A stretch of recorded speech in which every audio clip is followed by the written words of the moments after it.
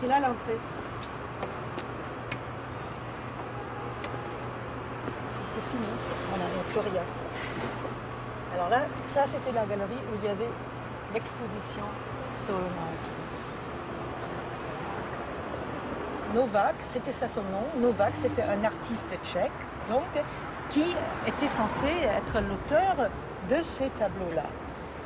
Mais personne ne l'avait vu. Elle était stupéfiante. Il y avait des Rembrandt, Malevich, Courbet. Et on était devant et puis on s'est dit mais c'est pas vrai, comment ça se peut que ça soit là? Alors il y avait ce catalogue qui indiquait des prix, 7500 $ pour un Rembrandt, pour un Malevich, pour un...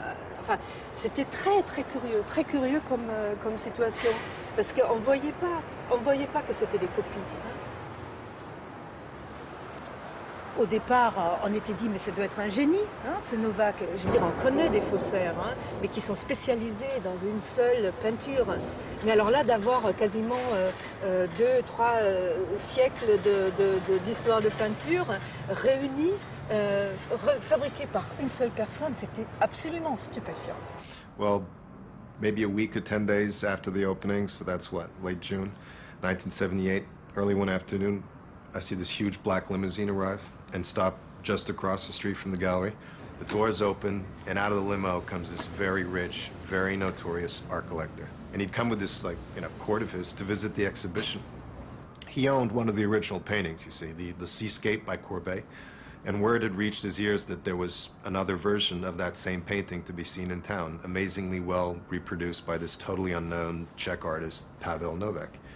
So the whole gang enters the gallery, right? And the old man walks straight to Novak's Courbet, stands in front of it, and begins to stare at it, without a word, for one long minute. Then another, then another. I mean, he must have stood there for a whole hour, still without a word. And he scrutinized the whole painting. His eyes were like two slits.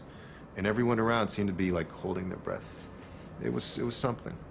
And after about an hour or so, he suddenly turns his back on the painting and leaves the room, followed by all his employees. And then, a few weeks later, completely out of the fucking blue, these cops storm into the place. They seize all the account books, and they take the pictures down. They stuff them into these big evidence bags they brought, and off they go. We didn't understand, a thing. It was later, when we were brought down for interrogation, that we began to figure things out. It was all because of the Courbet. Apparently, after his visit to the gallery, this collector began to have serious doubts about the Courbet that was hanging in his own New York home. And it became like an obsession for him. He's guys spending one sleepless night after the other just staring at his painting, looking for the detail that will corroborate his suspicions. So finally, he has it examined by experts who conclude that, indeed, it is a fake, painted in recent years. So this collector, very powerful man, anyway, he files a complaint against the gallery for reception of stolen goods. And the cops buy the whole story. Next thing you know, they come crashing in. Then this new team of experts examines the Courbet that was part of the Novák exhibition and declared it to be the original that had been stolen from the old man's collection and replaced with a forgery inside the man's home, almost under his very nose. Et tout ça, ça a contribué à un mystère très étrange, parce que tu penses bien que s'il y avait un Courbet qui a été véritablement volé, et la vraie était dans l'exposition Stolen Art, et le faux était chez le collectionneur, qu'est-ce qui était de ces autres tableaux-là? Qu'est-ce qui était de ce Rembrandt, le Malevich, alors, qui était dans un musée, normalement en Russie? Alors on aurait pu s'attendre à ce qu'il y avait une réaction dans la presse, qu'il y avait des statements des directeurs de musées qui disent « Ah voilà, on a fait une expertise, ce tableau-là, il est faux, il est vrai, enfin... » Mais plus rien, c'est plus rien. Après cet article dans le New York Times, qui relatait donc la descente de la police et que l'exposition a été fermée, plus rien, on n'a plus jamais entendu parler.